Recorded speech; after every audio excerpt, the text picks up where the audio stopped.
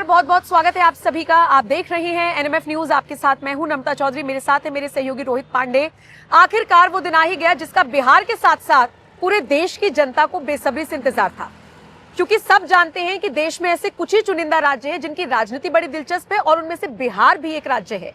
14 नवंबर आज वो तारीख है जब ये फैसला हो जाएगा कि किसकी सरकार बनने जा रही है और कौन सत्ता से बहुत दूर होने जा रहा है। यानी कि तेजस्वी यादव का सपना पूरा होगा, क्या उनकी एंट्री होगी या फिर वापसी होगी एनडीए की? क्या जनसुराज वाले प्रशांत किशोर किंग मेकर की भूमिका में भी आ पाएंगे? और सबसे इंटरेस्टिंग बात, जो लोग अपने घर से अपने परिवार से अलग हुए यानी कि तेज प्रताप, उनकी सीट का क्या हाल रहने वाला है? और हाँ, उन लोगों का क्या होगा जो मंदिर पर सवाल उठा रहे थे? आज इन्हीं सब पर चर्चा करेंगे विस्तार से। लेकिन मुझे लगता है खेसारी का थोड़ा सा हमें ज्यादा फोकस कर लेना चाहिए, क्योंकि उनकी वाली जो सीट है यानी छपरा सीट जिससे वो चुनाव लड़ रहे हैं, उसमें थोड़ा सा मामला फंस रहा है। क्या मामला फंस रहा है, पांडे जी बताएंगे। बिल्कुल, जिस तरीके से एक नारा चला एनडीए ने दिया कि 25 से 30 नीतीश, लेकिन आज सवाल है 25 से 30 तेजस्वी या नीतीश।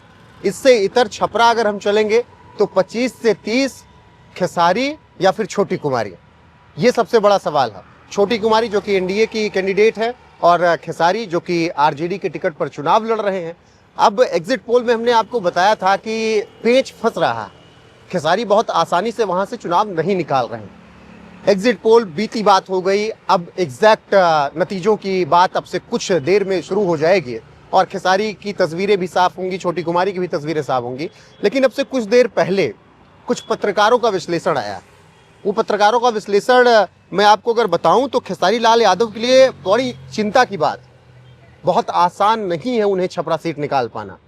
और ये भी नहीं है कि एनडीए कैंडिडेट भी बहुत आसानी से वहां पर जीत रही हैं छोटी कुमारी, उनके लिए भी पेच फंस रहा है, यानी त्रिकोणीय मुकाबला यहाँ पर।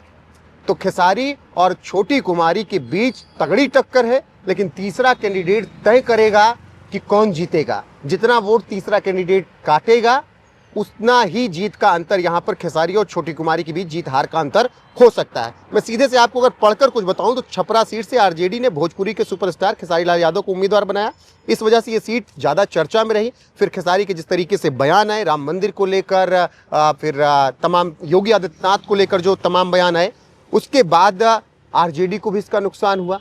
और अब ऐसे में इस सीट पर जो पत्रकारों का मानना है, बिहार के पत्रकारों का कहना है कि छपरा विधानसभा सीट खेसारी लाल यादव के लिए बड़ी चुनौती है।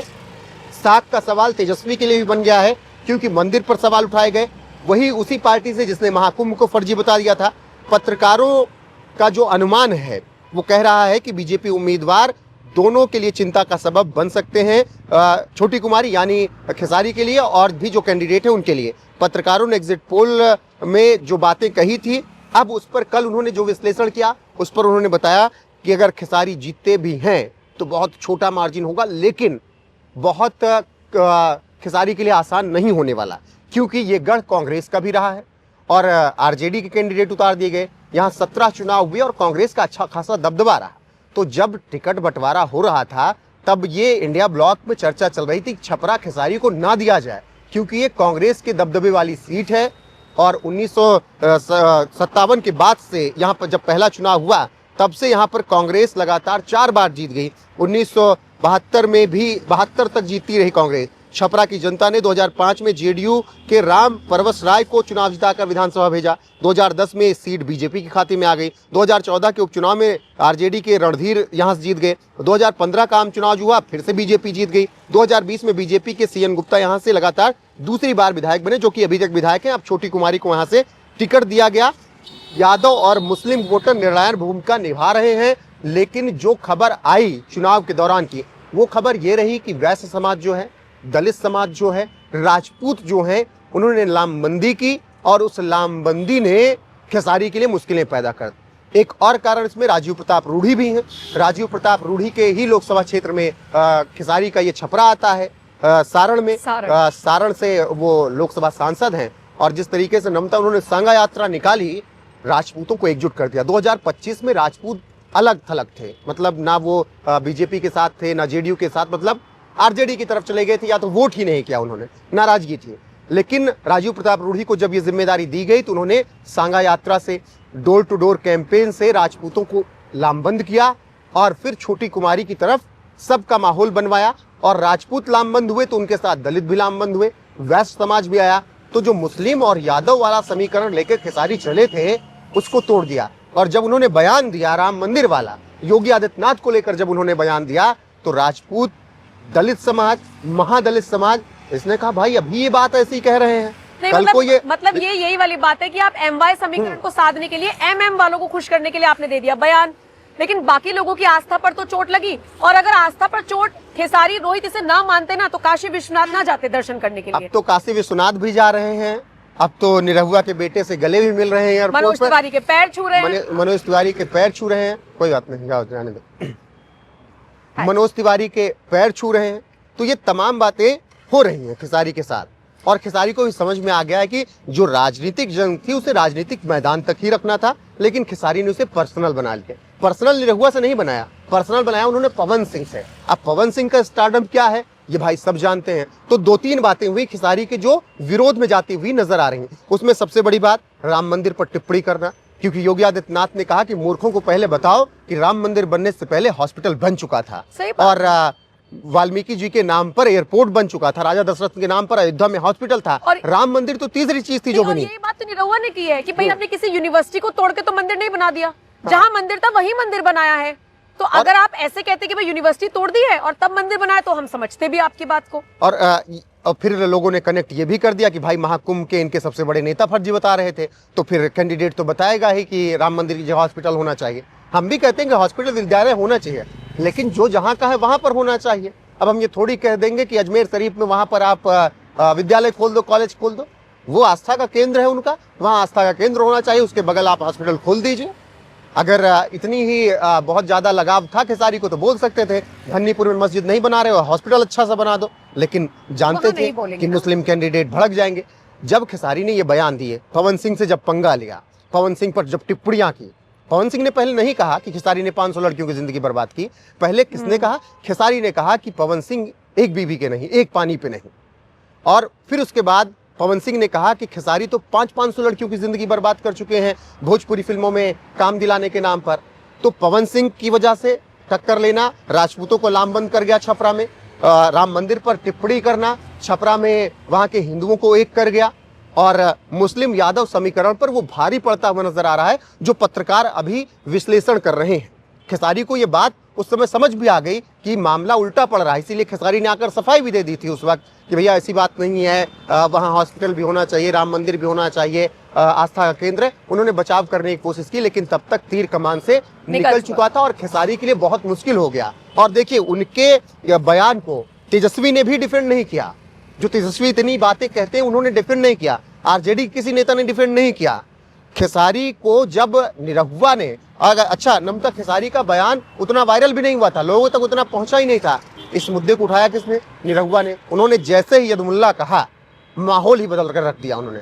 तो अगर छपरा में खेसारी सीट नहीं निकाल पाते हैं तो ये जीत दिनेश लाल यादव, निरहुआ की भी होगी, क्योंकि उन्होंने इस मुद्दे को उठाया। फिर उसके बाद रवि किशन हो, मनोज तिवारी हो, पवन सिंह हो, या फिर और तमाम एनडीए के और बीजेपी के कार्यकर्ता और नेता हो, उन्होंने ये बोलना शुरू किया कि देख लीजिए इनका चरित्र क्या है। ये उसी राम मंदिर पर सवाल उठा रहे हैं जिनके साथ हैं, वो भी वही सवाल उठाते रहे, सुप्रीम कोर्ट में चुनौती देते रहे, आज तक राम मंदिर नहीं गए। वो चाहे अखिलेश यादव की बात हो, राहुल गांधी की बात हो, तेजस्वी की हो, राहुल की हो, और लगातार सनातन पर प्रहार करते रहे। तो इसने हिंदुओं को छपरा में एकजुट कर दिया। अभी कहना बहुत जल्दबाजी होगी, लेकिन हम पत्रकारों के विश्लेषण के आधार पर ये बात कर रहे हैं कि खेसारी के लिए छपरा आसान नहीं है, और इसी विश्लेषण के आधार पर एक बात और कही जा सकती है कि खेसारी लाल यादव को जो लोग थोड़ा बहुत भी इंटेलेक्चुअल समझते होंगे, उनके जो फैंस होंगे, जो ये सोचते होंगे कि नहीं नहीं बढ़िया आदमी है, इन चुनावों ने खेसारी लाल यादव की पोल पट्टी तो खोली है कि उनकी विचारधारा क्या है। अब वो चुनावी रणनीति का हिस्सा हो सकता है, माना जा सकता है, लेकिन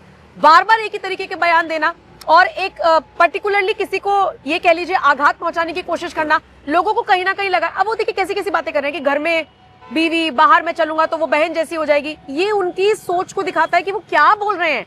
चुनाव जीतने के लिए अंधा बहरा गूंगा नहीं होना पड़ता है, तो अपराध को भी जस्टिफाई कर दिया। अपराधियों के परिवारों का सोचो, क्या ये उनका लेवल इस बार पता लगा है? अपराधियों के परिवारों का सोचे, अपराधी ने परिवारों का सोचा है? वही तो, अपराधी परिवार का सोच रहा है क्या? वो डॉक्टर आतंकी उमर मोहम्मद ने परिवारों का सोचा है? 24 तो परिवार जो अनपढ़ और घायल, पढ़े लिखे का भी भेद बिल्कुल 13 खत्म हो गया। परिवारों की जिंदगियां तबाह हो गई, किसी के ने घर नहीं एक बच्चा सोचा। था। उसमें तो मुसलमान भी मरे हैं। हाँ। वो मेरठ का मोहसिन वो रिक्शा चलाता था, वो भी मरा है तो उसमें। जिहादी और आतंकवादी किसी के नहीं होते ना, ये बात इनको समझ में नहीं आती है। और चुनना था तो फिर एक को ही चुनते ना कि इन्हीं को मारेंगे। और नमता, इस बात को ध्यान दीजिए, इन विपक्ष वालों को अभी भी समझ में नहीं आ रहा है कि सनातन पर जिसने सवाल उठाया वो गायब हो गए उत्तर प्रदेश से, वो गायब हो गए केंद्र की राजनीति से, और हो सकता है वो गायब हो जाएं तमिलनाडु से भी। बहुत बड़ी बात नहीं होगी। तो सनातन पर टिप्पणी करते करते ये अपने पैर पर खुद कुल्हाड़ी मार रहे हैं। और फिर बाद में कहते हैं ईवीएम हैक हो गई, ईवीएम, वोट और चोरी हो इनका भी गया। देखिए, पहले क्या हुआ कि ईवीएम हैक हो गई, दोबारा क्या हुआ कि वोट चोरी हो गया।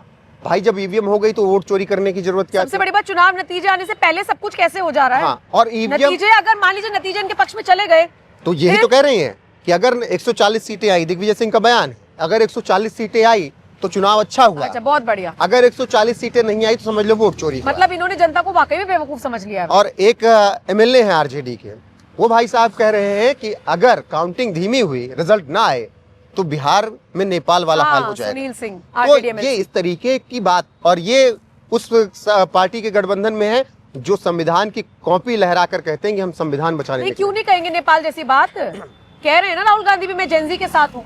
हाँ। सब आपस में मिले जुले तो अगर है ये। जिंजी के साथ हैं तो आप ही लोग सवाल उठाते हो ना कि भाई बीजेपी वाले अगर माहौल बना रहे हैं तो अपने बच्चों को उतारे, अपने बच्चे को बॉर्डर भेजे।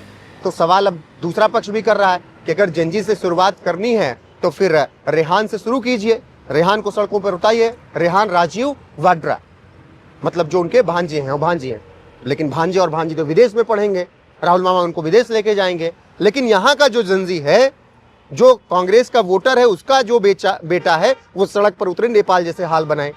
और नेपाल में जब बवाल हुआ था तब भी तेजस्वी ने ही कहा था नमता कि बहुत दूर नहीं है बिहार। बिल्कुल बिल्कुल। तो इनकी सोच आप समझ लीजिए, लेकिन अब जनता समझने लगी है। ठीक है। मैं फिर ये कह रहा हूं कि आप वो वाला माहौल बना रहे हैं विपक्ष वाले कि जो बीजेपी का कोर वोटर है वो ये सोच ले कि मेरे पास अब ऑप्शन नहीं। जैसे एक वक्त हुआ करता था, कांग्रेस को सोचता है, कांग्रेस के आदमी आगे सोचता ही नहीं था, वो कहता था कि मुस्लिम लीग क्यों चुनना, कांग्रेस के अलावा हमें ऑप्शन नहीं है। तो वो माहौल ये लोग बयान देने की वजह से बना रहे हैं। बाकी छपरा के रिजल्ट सबसे कुछ देर में एनएफ न्यूज पर आपको लगातार मिलते रहेंगे। एनएफ न्यूज की वेबसाइट newsnf.com पर भी आपको विस्तृत रिपोर्ट मिलती रहेगी। वो रिपोर्ट आप जाकर वहां पर पढ़ सकते हैं और बने रह सकते हैं हमारे साथ आप लगातार।